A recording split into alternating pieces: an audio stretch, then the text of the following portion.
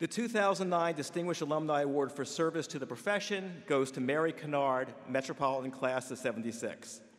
Mary Kennard is Vice President, Chief Legal Counsel, and member of the President's Cabinet at American University, where she manages both the in-house and outside legal representation and services for the university.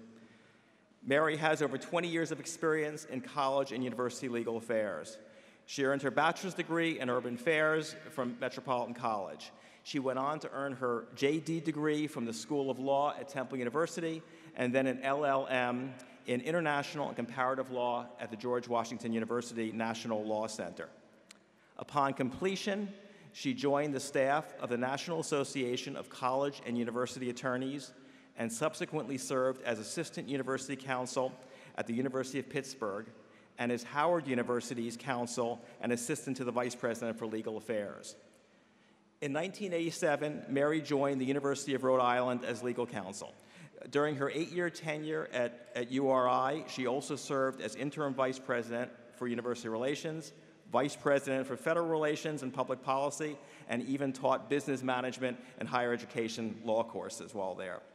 Since joining American University in 1995, she's also served as the co-chair of the university's Diversity Strategic Plan and as acting vice president of development in 1999-2000. Mary has also served as the president of the National Association of College and University Attorneys.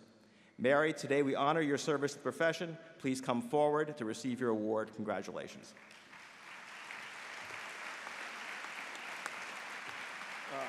Over here.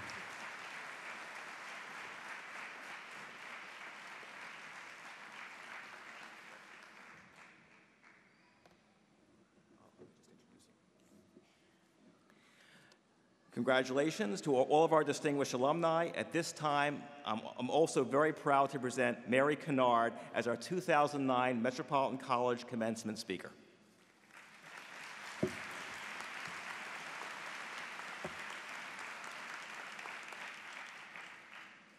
Congratulations, graduates, parents, friends, family members. Good evening, Dean Halford, members of the Dean's Advisory Board, Metropolitan College faculty, parents, friends, family, and most important, the graduates of 2009.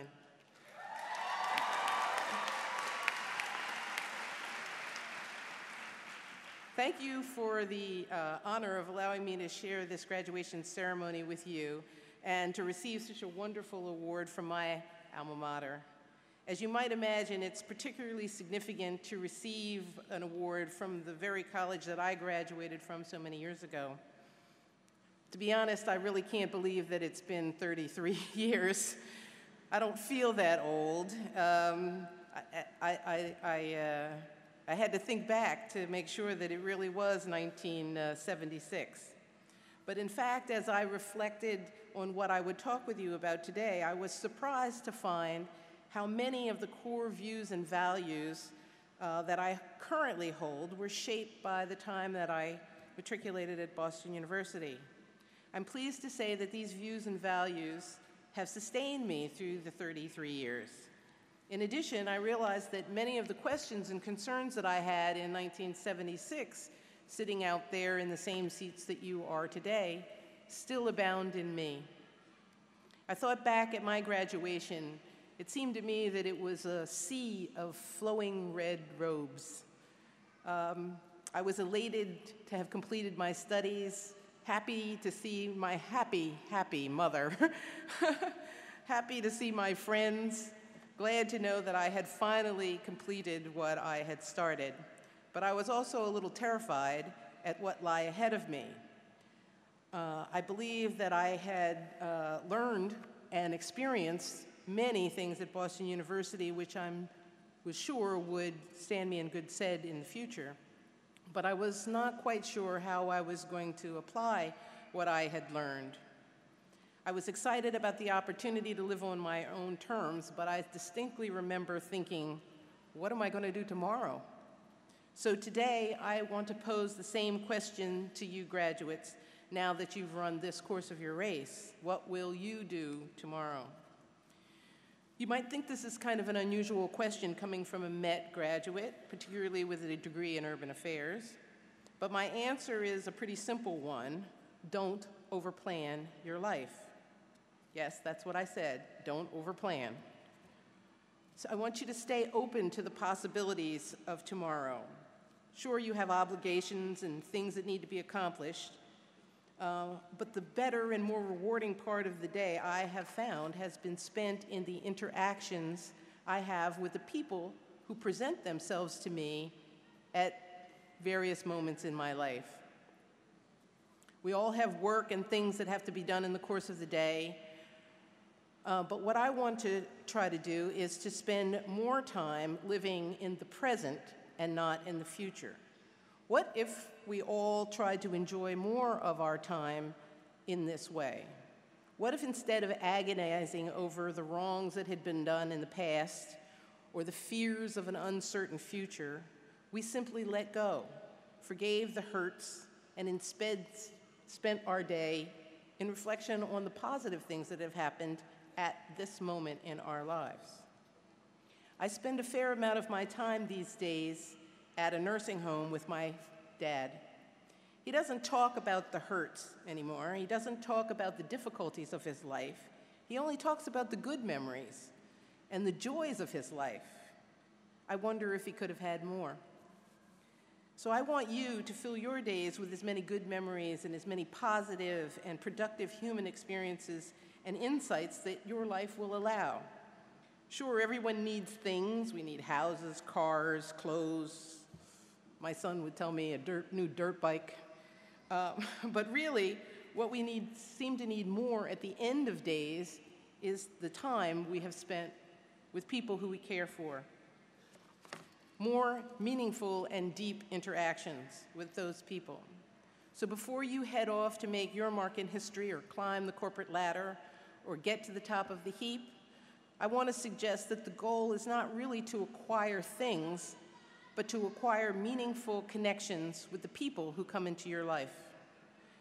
I count my best work in the eyes of the people that I have known and helped, in the students that I've helped see a new perspective or taught to write a better memorandum of law, in the secretaries and assistants that I've supported who finally, after all of these years, completed their higher education and earned a degree, to the friends that I have spent time with and given them the needed encouragement at just the right moment. These are my treasures. These are my most valued accomplishments. Several years ago, I heard about a man that had done some wonderful things for the University of Rhode Island, and he had not received a degree because he had to leave the university in order to enlist in the Korean War. The University of Rhode Island decided to honor him. A few years later, he called me to invite me for lunch, and I had no idea how much that award had meant to him. But at the lunch, he invited me to join the board of a bank. I was only 35 years old at the time, and I had no idea that the opportunity he had given me was worth over $1 million. I'm so grateful to him, and it's been a rewarding experience for me and my family. But I often think, what would have happened if I hadn't noticed him, if I hadn't bothered to help, if I hadn't had the presence of mind to see that I was in a position to do something for a man that was deeply important to him. You can miss these opportunities if you overplan, if you live in the future or the past instead of the present. So I don't want you to lose touch with your friends that you've made here, to the mentors and teachers. I want you to call them and email them, maybe a little more than they'd like. I want you to stay connected to the intimate part of the relationships that you've developed. I want you to have the conversations that you need to have. Have them now. Say it now.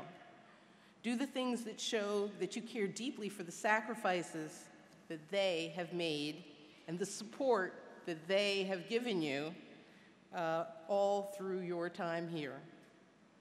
I have a friend who's a psychologist in Rhode Island, and her name is Faye Mandel, and she teaches that we're to live grounded, centered, and in the present. She's right. It's only in the present that you can truly connect with what's going on around you. In the present is a very powerful place where you can accomplish all that you can conceive. In the present, you observe more, hear more, taste more. It's like your senses are on overdrive. Last year, I went to Hawaii to learn how to surf. I always wanted to try that. And I wanted to learn how I would fare with that, and I was a little nervous on the plane going over, thinking about sharks in the water. But once I relaxed and stopped worrying about falling off of the board and enjoyed the ride, I noticed that I felt differently. I noticed that my feet could actually feel the difference in each wave. I found that each wave was like a snowflake, different from the next. And even though they looked exactly the same from the shore, at that moment, I knew I was living in the present at that moment, not planning, not worrying, not thinking about the sharks in the water. I was in a powerful place, and I absolutely loved it. It's probably good that I didn't take up surfing until age 50, because I'd probably be living in a shack somewhere near a beach. It was that powerful. I had the same experience when I took up flying a single-engine plane. I'd waited about 20 years for my sons to grow up, and I signed up for flight school. Each time I take off, I notice that everything that I've been thinking about in the course of the week goes straight out of my head, and all I can do is concentrate on keeping the plane straight and level. It's a powerful experience and exhilarating. It's the same with people. And whether it's in your home life, or your family life, your work life, or your public life, I encourage you to be present with them, in the moment with them, communicating with them, really listening to what they're saying, really participating in the interaction. By the end of the day, I guarantee you'll feel more alive.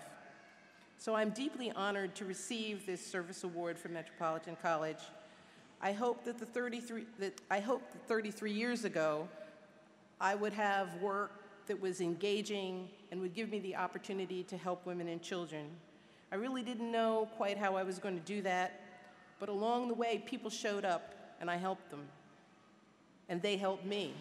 And organizations and opportunities presented themselves, and I joined in, and I found ways to make a difference in the lives of those people. It's been a very rewarding journey, one that I could have never planned. I've been truly blessed to be able to live in the present for as much as I can and to contribute to the lives and well-being of other people, and I highly recommend it. So thank you to the class of 2009. Congratulations on your graduation. Live in the most powerful way in the present. Thank you very much.